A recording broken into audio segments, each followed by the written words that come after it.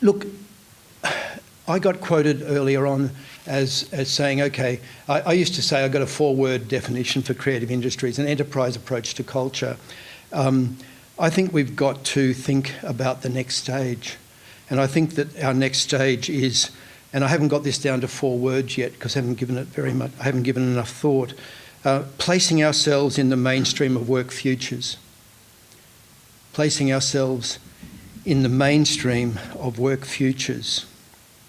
And I think that that is what a lot of our commentary today has pushed us towards. If you think about the UK situation that Terry and others have referred to, there's a situation where there's been a lot of critique of the idea of creative industries. If you've taken an interest and read Philip Schlesinger or Kate Oakley or Mark Banks or their Antipodean confrere Justin O'Connor, you would know the extent and intensity of the critique of creative industries. But it's also, of course, the place where most progress towards mainstreaming creative industries has occurred. The Creative Clusters program, which sees £80 million of Department for Business money spent through the Arts and Humanities Research Council into industry academic links, deep industry academic links in core fields of our endeavour. So we've got something that we could really aspire to. And given that in the next 6 months we will probably see a change of government at the federal level, and given that these kinds of things usually occur in the first, get developed in the first term of such a government, we've got some very significant challenges in front of us if we're going to make the kinds of contributions that we people today have said that we are well placed to do. So think about the Creative Clusters program. Go and have a look at it. It's basically like a bunch of CRCs, like in our environment, but CRCs in the arts, humanities, and creative industries. And there's I think 8 of them, Terry. Yeah. 2 overarching. And so. Yes, the Policy and Evidence Centre and the Centre for Immersive Storytelling. So how did they get to this? Well, Hassan Bakshi has written a piece for Terry's and my book, which we're finishing in the next few months, a research agenda for creative industries. Hassan basically says there are 3 reasons why the UK has got to where it has. One is rigorous research, rigorous policy relevant research that has withstood Treasury examination and has been accepted. So good, strong economic data. Secondly, it has corralled the various cats that you talk, herding cats. That's the problem with creative industries. Everyone's got their little silo to protect. The UK has crack those heads and they work together in good, effective, overarching advocacy bodies. And the third is that there has been a demonstrable link made between digital and creative, between high tech and high touch. And those 3 factors together have led, Hassan argues, to the situation that the relatively very progressive situation that we have today. It has been bipartisan across the political divide in the UK, and it has withstood the kinds of relentless critique that it has been subjected to by our academic confreres. Now, you might ask, when the UK and Australia share so much in common, and if you think about the degree to which in the quality assessment processes that we're all well aware of in universities. There has been so much policy interaction between the UK and Australia. Why not in the creative industries? Why is it so different in this country? Well, firstly, there's a fundamentally different economic structure to this country than to the UK. We've got to accept that our creative industries, that is the industries themselves, are not central enough in our economy to make the kinds of cases that have been made in the UK. And of course, our stakeholders have never spoken with one voice. In fact, some of the most effective arguments against the creative industries have been made from within what we could term technically the creative industries, i.e. particularly influential, what I would call big culture, B-I-G, capital B, capital C, big culture.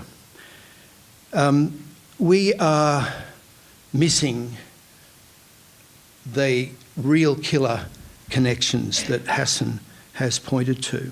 On the other hand, it's not a counsel of despair, because when you think about the history at a federal level of creative industries, you think about the Creative Industries Innovation Centre that ran for 6 years under Labor from 2009 to 2015.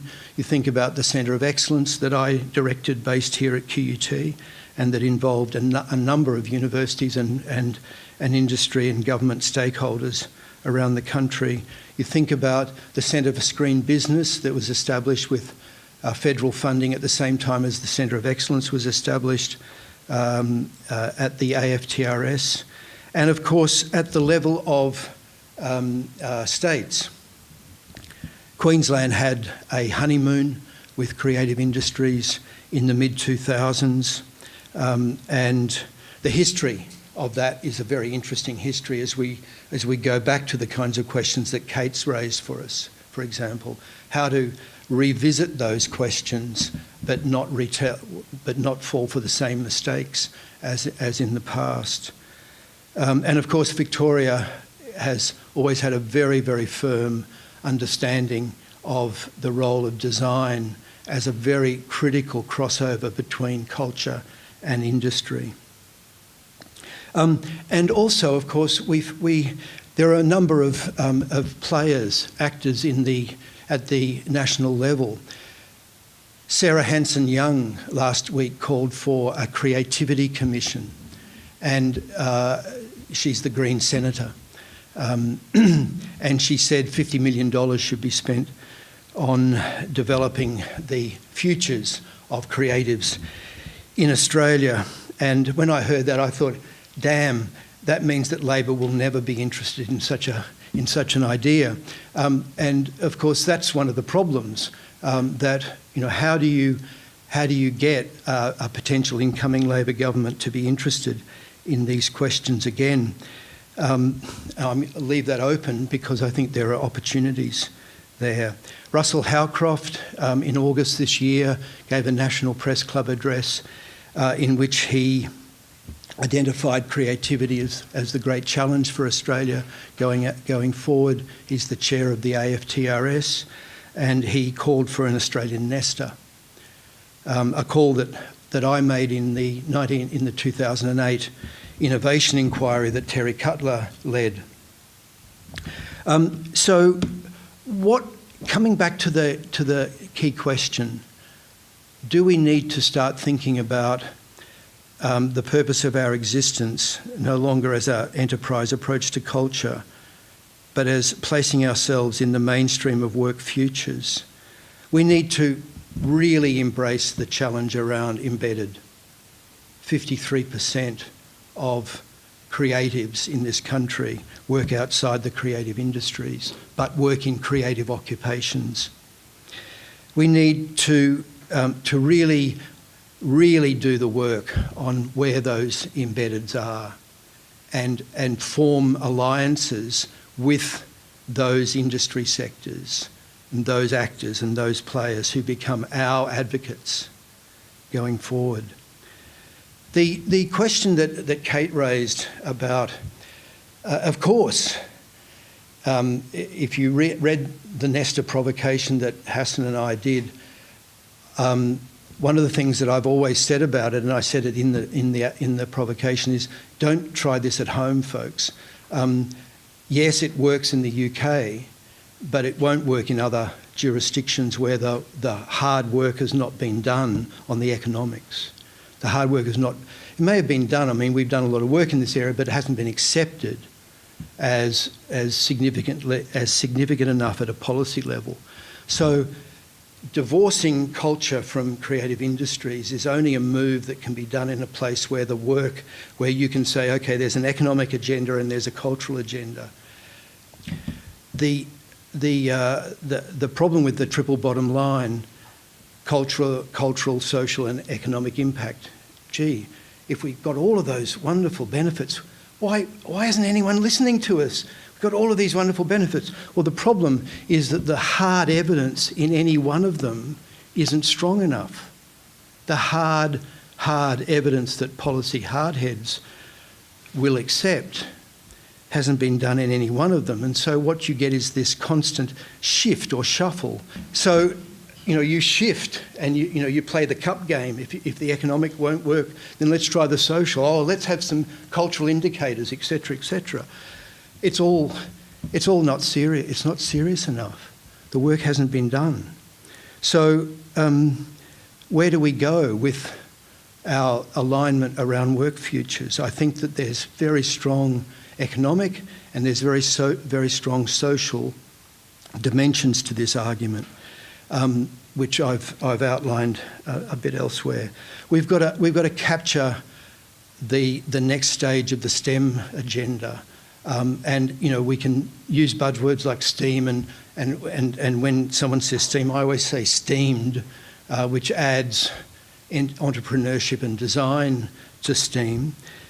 We've got to reframe the export debate. One of the biggest problems with economic hardheads is that they look at the export figures and they say, where our new wealth is being created is in iron ore and coal and higher education export. They're the three biggest exports that Australia has. Tourism a bit behind it. We've got to look at where new wealth is being created in this, in and by creatives. And while it's a very, very small sector, I think in 20 years, the next phase, then all that work that young online creators are doing, where 90% of it is exported outside this country, 90% of it, when that stuff really starts to make money, I mean serious money, we've got a different argument about export. We've got to reframe the copyright and IP debate, which in this country is massively stalled and is subject to, as you may have read The Guardian recently, that talked about the degree to which players like Village Roadshow pay for influence on stalling the copyright debate and keeping it where it is. Creative industries in that debate is everything that was industrial area culture, and none is it about digital culture. And it's one of our biggest problems that we've got.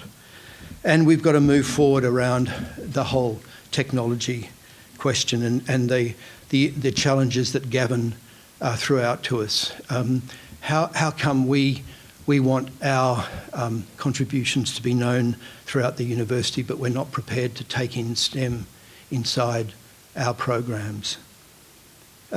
So a new government in the next 6 months at a federal level. Let's get on our bikes.